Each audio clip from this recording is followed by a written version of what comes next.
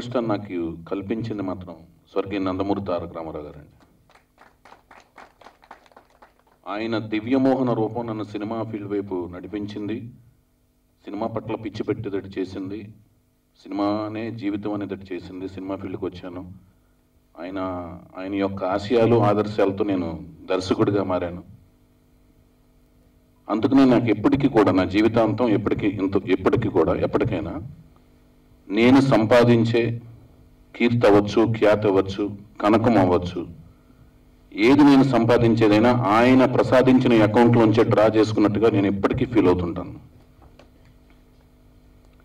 అటువంటి ఒక మహానుభావుడు అభిమానిగా నేను స్టార్ట్ అయినా కూడా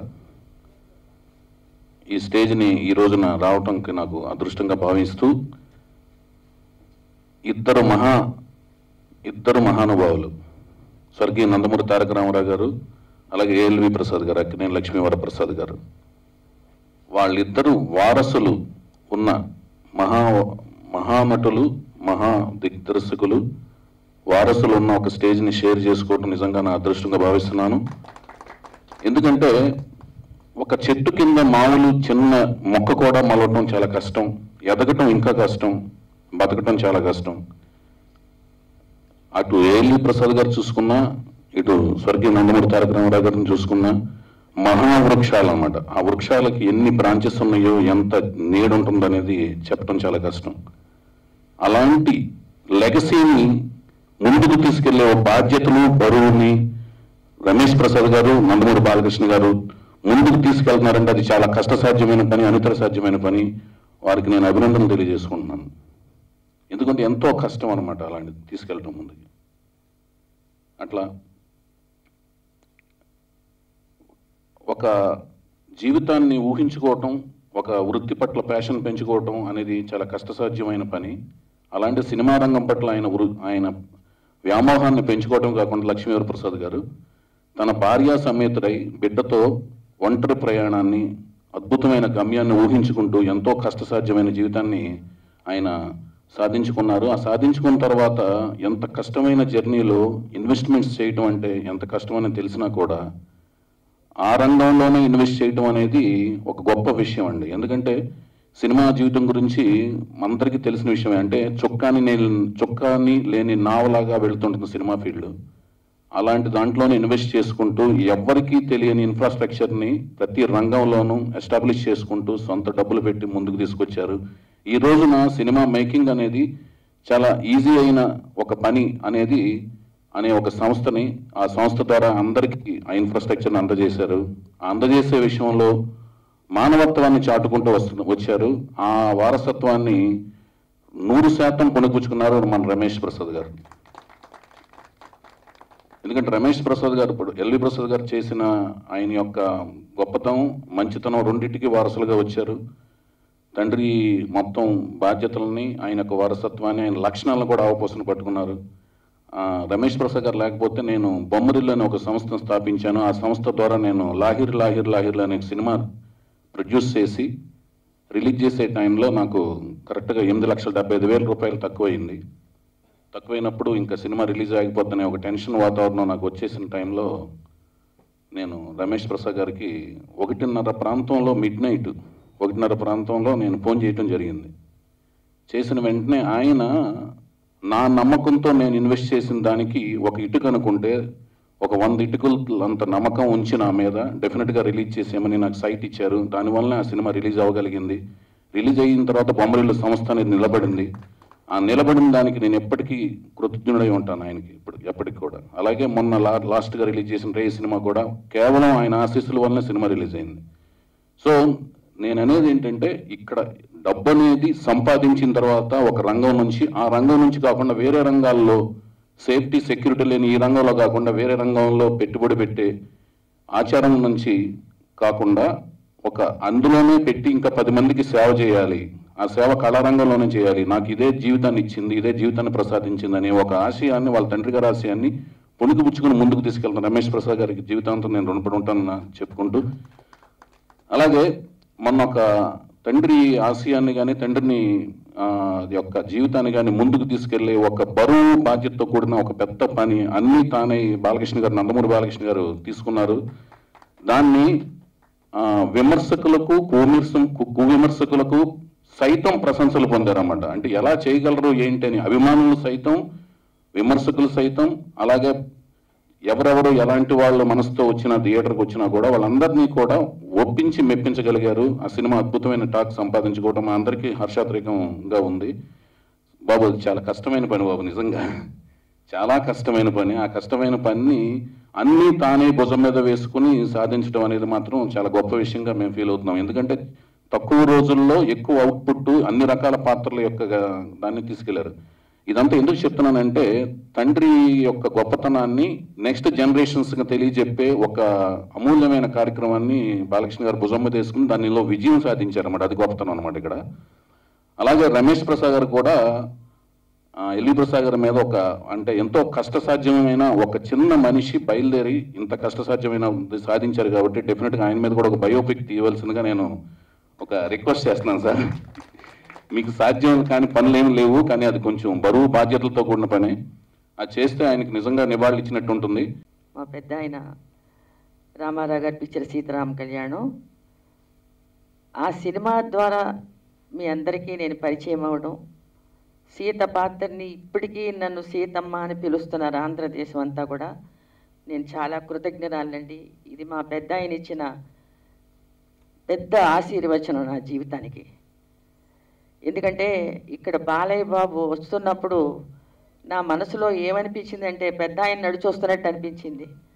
ఎందుకంటే ఆ టీవీ కానీ, ఆ యొక్క నిదానం కానీ, ఆ మెజెస్టిక్గా రావడం కానీ పెద్ద ఆయన చూసినంత ఆనందం పొందాను ఇప్పుడు. తర్వాత ఇప్పుడు నాకు సీతారామ కళ్యాణం రిలీజ్ అయిన తర్వాత ఇల్లాలి సినిమా వచ్చిందండి.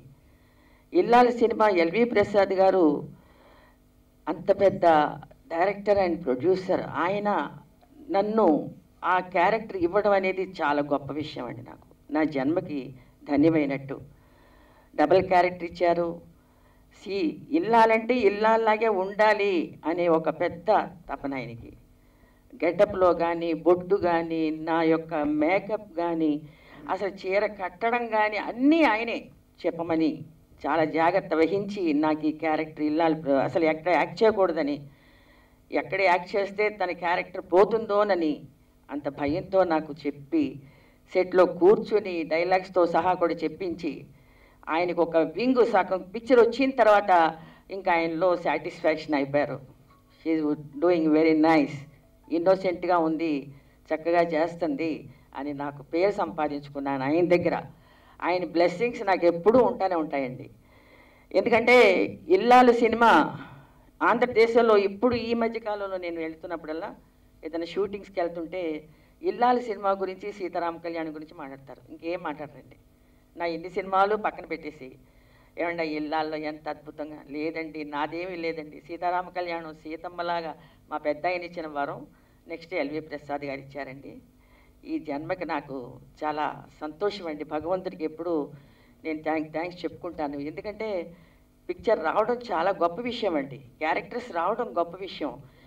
111 సంవత్సరాల తర్వాత రమేష్ గారు ఇంత చక్కగా తండ్రి గారిని వారి ద్వారా మాకు కూడా ఈ అవకాశం ఇచ్చినందుకు నిజంగా మేము చాలా పుణ్యం చేసుకున్నాం రమేష్ గారు. నేను నిజంగా చెన్నైలో ఉంటూ హైదరాబాద్ వచ్చిన తర్వాత అనుకోకుండా మా బాలయ్య బాబుని మీట్ అవ్వడం, ఇక్కడ ఎంత జరుగుతుంటే ఇదే చెన్నైలో ఉంటే నీ అదృష్టం నాకు ఉండేది కాదు.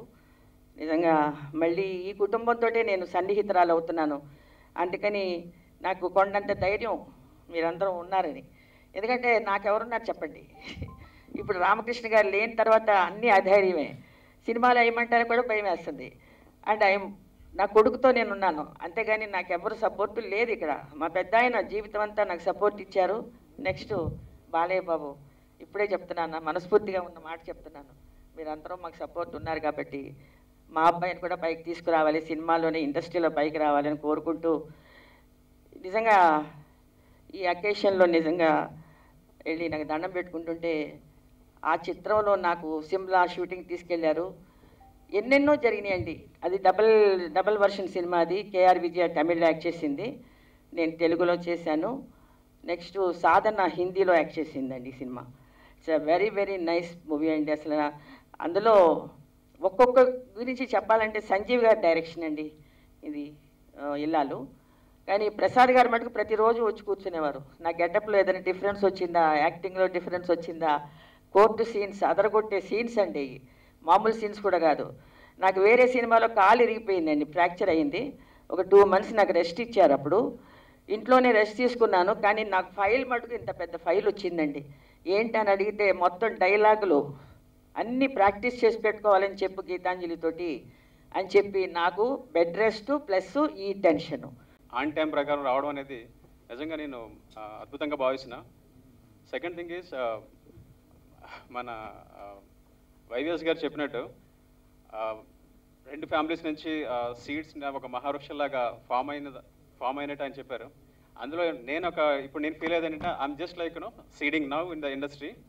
Probably we're starting with the film school and the next level we would like to get into the production and also shared with Ramesh Prasad sir for the future proposals.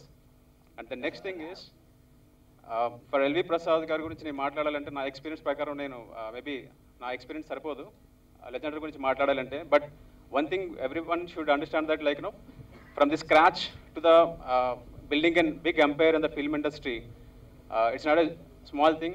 If you write a book, every person can hardly follow few pages of the book. I was actually watching it. Every time I see something like this, I mean, first of all, I'm so blessed to be part of this family, and my grandfather has been a great inspiration. My father, my grandfather, my grandmother, we have been brought up in a very modest way. And even though I personally am not in the film industry, I feel that we imbibe their values and their ideals every day of our lives in the way we live. I've always strongly encouraged my dad to do a biopic on Tatagaru's life. It has been such an inspiration, and I think it will be something everybody will enjoy and learn from. So hopefully he will move in that direction. My heartiest congratulations to Balakrishna Garu, Geetanjali Garu.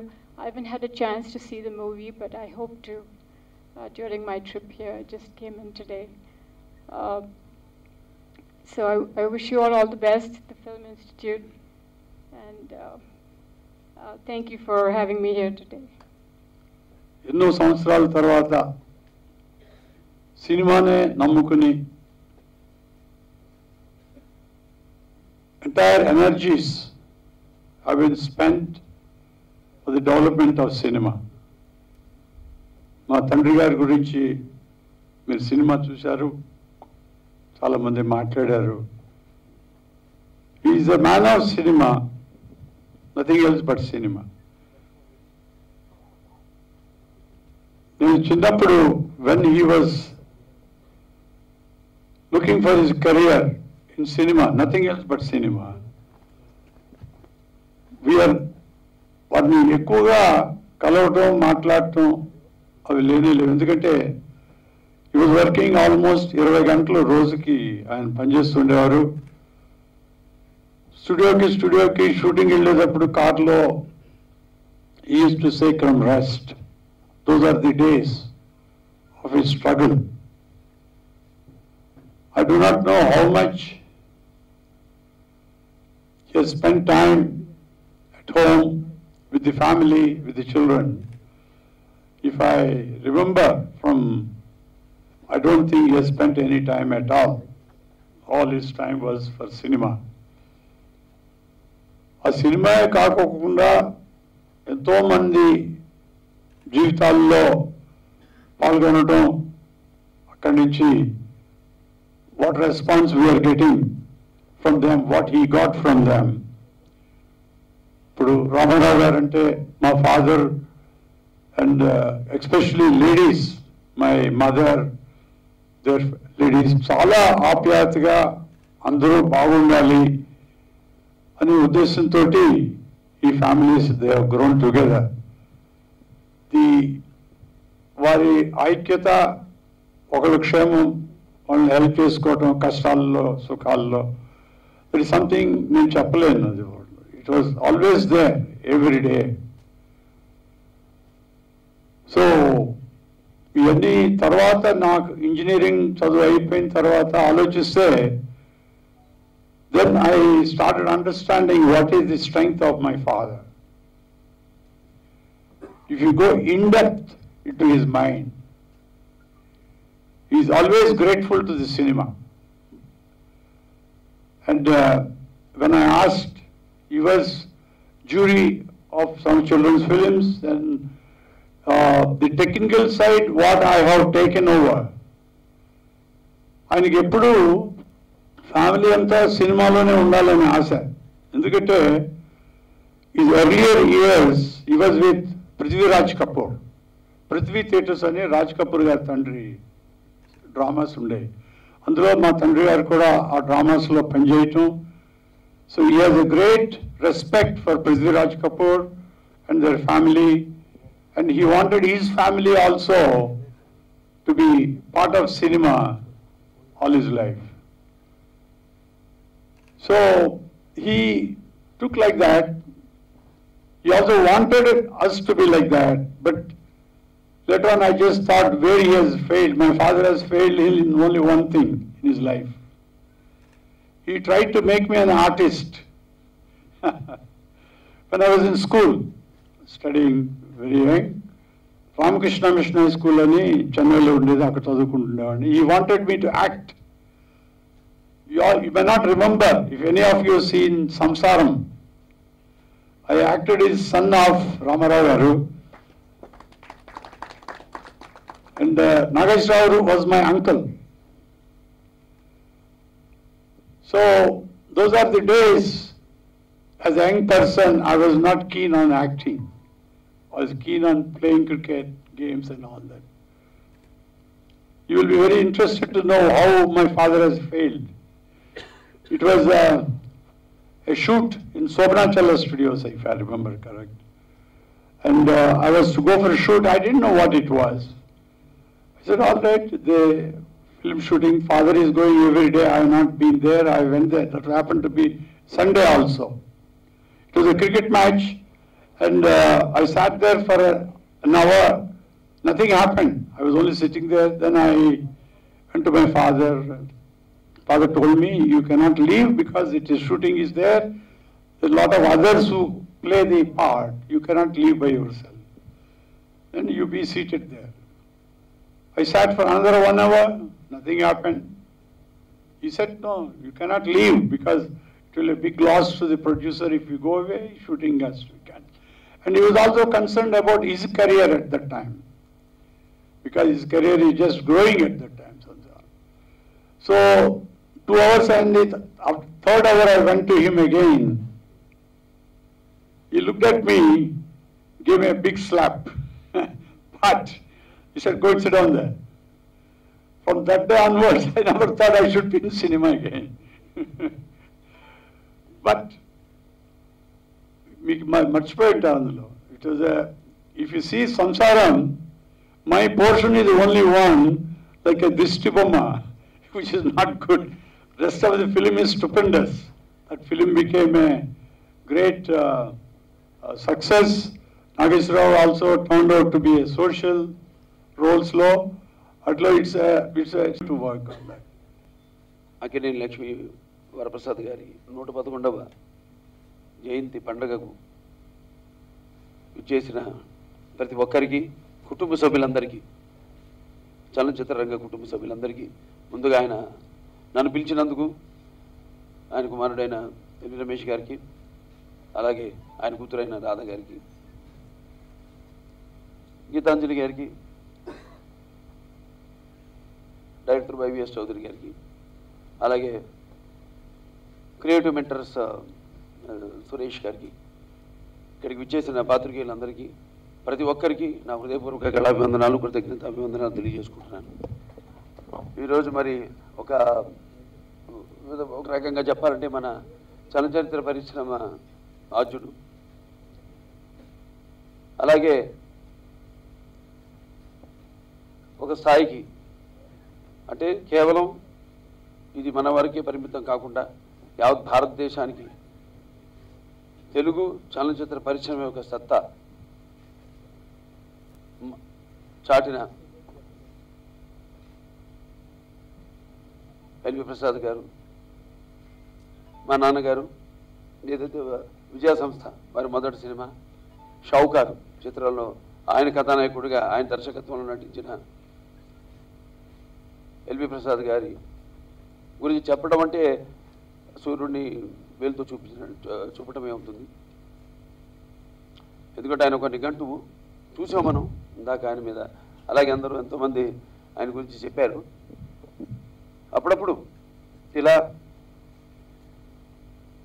వారి గురించి స్మరించుకుంటూ ఏదైతే ఒక పెద్ద సంస్థానం ఉందో ఆయన ఒక వ్యవస్థ అంటే ఆయన జీవిత ప్రస్థానం చూస్తే మరి 100 రూపాయలతో బయలుదేరి ముంబై వెళ్ళి అక్కడ డ్రీమ్ల్యాండ్ థియేటర్లో ఒక నటుడు కావాలనుకుని మరి ఇందాక చెప్పారు రమేష్ గారు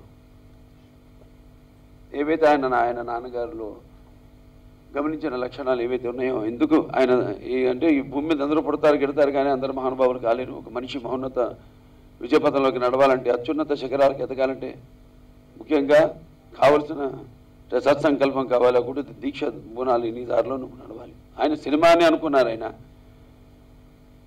అలాగే ఆయన ముంబై వెళ్ళడం, అక్కడే డ్రీమ్ల్యాండ్ థియేటర్లో పనిచేయడం గేట్ కీపర్గా.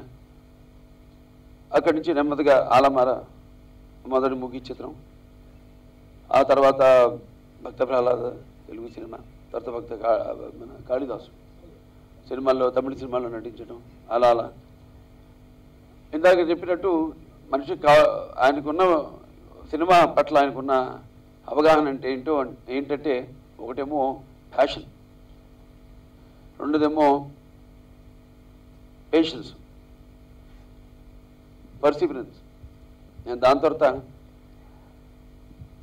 ఏ రంగాన్ని అయితే నమ్ముకున్నారో ఆ రంగానికి 10 ఇంతలు తిరిగి ఇవ్వడం, అంటే రుణం తీర్చుకోవడం. అంటే మనం అంటాం శత్రువు ఏదో రుణశేషం, అలాగే శత్రుశేషం అగ్నిశేషం ఉంచకూడదని. అలా ఏ ఇండస్ట్రీని అయితే నమ్ముకొని ఆయన ఈ స్థాయికి ఎదిగారో, ఇక్కడ సంపాదన అంటే ఆయన ఒక ముందుగా నటుడిగా ఆయన ప్రస్థానం ప్రారంభించి తర్వాత దర్శకుడిగా, నటుడిగా, తర్వాత దర్శకుడిగా, ఆ తర్వాత ఈరోజు ఇంత పెద్ద సామ్రాజ్యాన్ని స్థాపించిన అధినేతగా అటు ప్రసాద్ ల్యాబ్ కానివ్వండి, అలాగే ప్రసాద్ ఐ ఇన్స్టిట్యూట్ కానివ్వండి, సమాజానికి కూడా అంటే అప్పుడప్పుడు నాన్నగారు మాటలు గుర్తొస్తాయి. కళ కేవలం కళ కోసం కాదు, సమాజ సేవ కోసం అని. ఒక్కొక్కరిది ఒక్కొక్క దృష్టితో, అంటే ఏ కళతో అయితే జనం సినిమా చూస్తారో సర్వేంద్రియాణం నయనం ప్రధానం అంటాం, ఆ కళ్ళు తిరిగి అటువంటి ఏదైనా మనిషికి విపత్తు కలిగితే సరి చేయడానికని ఈ ప్రసాద్ ఐ ఇన్స్టిట్యూట్ని ప్రారంభించడం, అలాగే సామాజిక సేవను అందించడం. ఇటువంటి మహోన్నతమైన వ్యక్తి ప్రతి ఒక్కరు కూడా స్ఫూర్తిగా ఆదర్శంగా తీసుకుని కేవలం సంపాదనే కాకుండా దైనందిన కార్యకలాపాల్లో పడిపోయి కొంత సమాజానికి కూడా వాళ్ళు ఉపయోగపడేలా వాళ్ళ జీవితం ఇచ్చే ఆ సారాంశాన్ని వాళ్ళందరూ పొందాలని మనస్ఫూర్తిగా కోరుకుంటూ, మరి మాకు ఆ కుటుంబానికి నాకు బాగా గుర్తు, మేము 1991లో ఆదిత్య తీసిన షూటింగ్ జరుగుతున్నప్పుడు ఎక్కువగా ఆయనతో సమయం గడపడం తటస్థించింది నాకు. ఆ వయసులో కూడా ఆయన ఎంతో సరదాగా హుషారుగా మాకే ఒక ఇన్స్పిరేషన్గా ఆదర్శంగా ఉంటూ ఎంతో సరదాగా కలుపుకొడతాను. అలాగే అక్కడ మెడ్రాస్లో మేము ఉంటున్న వీధిలో ఎదురుగానే ఎల్వి రమేష్ గారు ఉండడం, ఇలా మా 2 కుటుంబాలకి ఎంతో సత్సంబంధాలు ఉండేవి. ఇవాళ ఇంత పెద్ద అంటే ఒక్క మనిషి అంటే కృషి ఉంటే మనుషులు ఋషులు అవుతారు, మహాపురుషులు అవుతారు అన్నదానికి ఒక ఎల్వి ప్రసాద్ గారు దానికి ఒక ఉదాహరణ. అందరూ కూడా ఆయన్ని స్మరించుకుంటూ ప్రతిసారి అంటే తరాలు మారిన అంటాం, అంటే మారుతున్న కొద్దీ మనుషులు మన స్మృతుల్ని గతాన్ని మర్చిపోయే పరిస్థితుల్లో ఉన్నాం.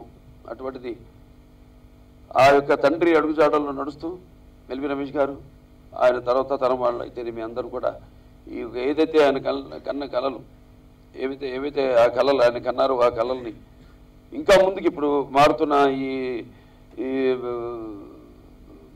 టెక్నిక్ కానివ్వండి దానికి అనుగుణంగా ఆధునీకరణ చేసుకుంటూ ఇలా అటు సినిమా పరిశ్రమకు అలాగే అలా సమాజానికి కూడా వాళ్ళు అందిస్తున్న సేవలకు ఈ సభాముఖంగా వాళ్ళకు కుటుంబ సభ్యులందరూ కూడా నా కృతజ్ఞత వందనాలు తెలియజేసుకుంటూ నేను సెలవు తీసుకుంటున్నాను.